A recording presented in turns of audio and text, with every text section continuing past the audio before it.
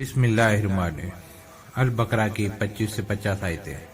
بے شک خدا مچھر یا اس سے بھی بڑھ کر حقیقی چیز کی کوئی مثال بیان کرنے میں نہیں چیپتا، بس جو لوگ ایمان لا چکے ہیں وہ تو یہ یقین جانتے ہیں کہ یہ مثال بالکل ٹھیک ہے اور یہ پروردگار کی طرف سے ہے۔ اب رہے وہ لوگ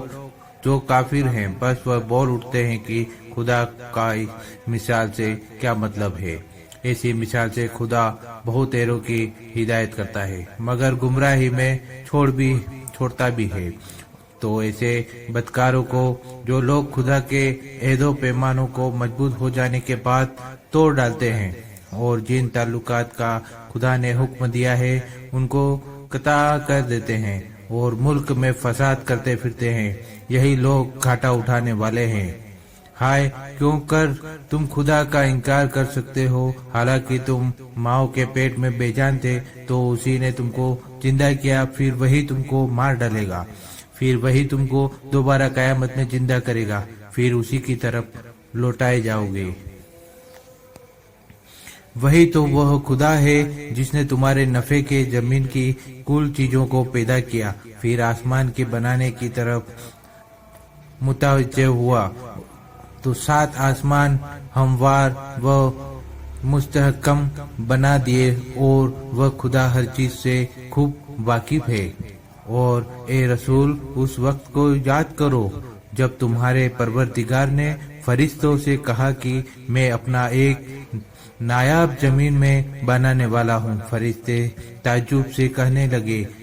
کیا تو زمین میں ایسے شخص کو پیدا کرے گا جو زمین میں فساد اور خریدیا کرتا پھرے؟ حالا تو کہ اگر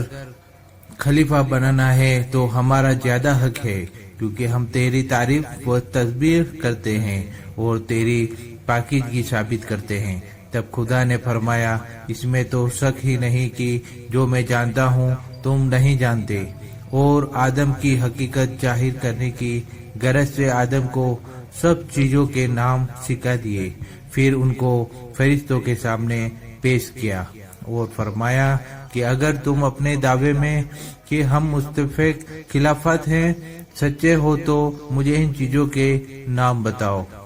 تب فرشتوں نے عاجزی سے اجر کی، تو ہر عیب سے پاک و پاکیزہ ہے، ہمیں تو کچھ تو نے بتایا ہے، اس کے سوا کچھ نہیں جانتے، تو بڑا جاننے والا مشرق کے پہچاننے والا ہے۔ اس وقت خدا نے آدم کو حکم دیا کہ اے آدم، تم ان فرشتوں کو ان سب چیزوں کے نام بتا دو۔ بس جب آدم نے فرشتوں کو ان چیزوں کے نام بتا دیے تو خدا نے فرشتوں کی طرف خطاب کر کے فرمایا، کیوں میں تم سے نہ کہتا تھا کہ میں آسمانوں اور زمینوں کے چھپے ہوئے راز کو جانتا ہوں، اور جو کچھ تم اب ظاہر کرتے ہو اور جو کچھ تم چھپاتے تھے وہ سب جانتا ہوں۔ اور اس وقت کو یاد کرو جب ہم نے فرشتوں سے کہا کہ آدم کو سجدہ کرو تو سب کے سب جھک گئے، مگر شیطان نے انکار کیا اور غرور میں آ گیا اور کافر ہو گیا۔ اور ہم نے آدم سے کہا، اے آدم، تم اپنی بیوی سمیت بہشت میں رہا سہا کرو، اور جہاں سے تمہارا جی چاہے اس میں سے بفراغت کھاؤ پیو، مگر اس درخت کے پاس بھی نہ جانا، ورنہ پھر تم اپنا آپ نقصان کرو گے۔ تب شیطان نے آدم و حوا کو دھوکہ دے کر وہاں سے ڈگمگایا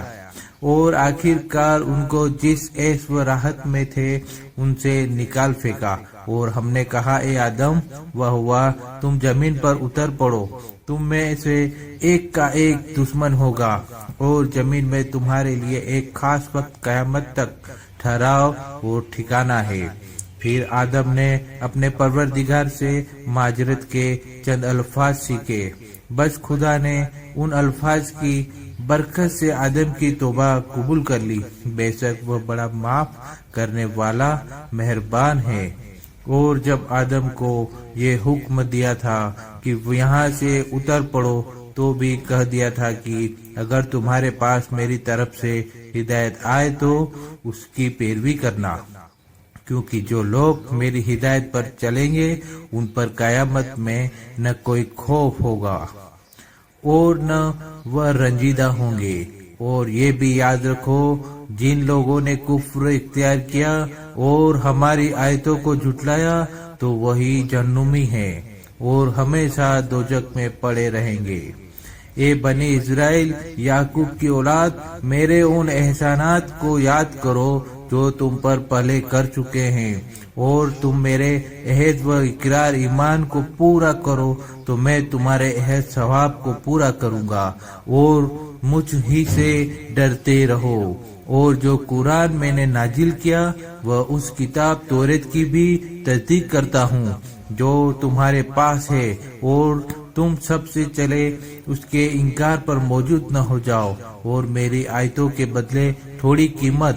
دنیا وادی فائدہ نہ لو، اور مجھ ہی سے ڈرتے رہو، اور حق کو باطل کے ساتھ نہ ملاؤ، اور حق بات کو نہ چھپاؤ، حالانکہ تم جانتے ہو، اور پابندی سے نماز ادا کرو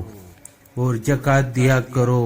اور جو لوگ ہمارے سامنے عبادت کے لیے جھکتے ہیں ان کے ساتھ تم بھی جھکا کرو، اور تم لوگوں سے نیکی کرنے کو کہتے ہو اور اپنی خبر نہیں لیتے، حالانکہ تم کتاب خود کو برابر رٹا کرتے ہو، تو تم کیا اتنا بھی نہیں سمجھتے؟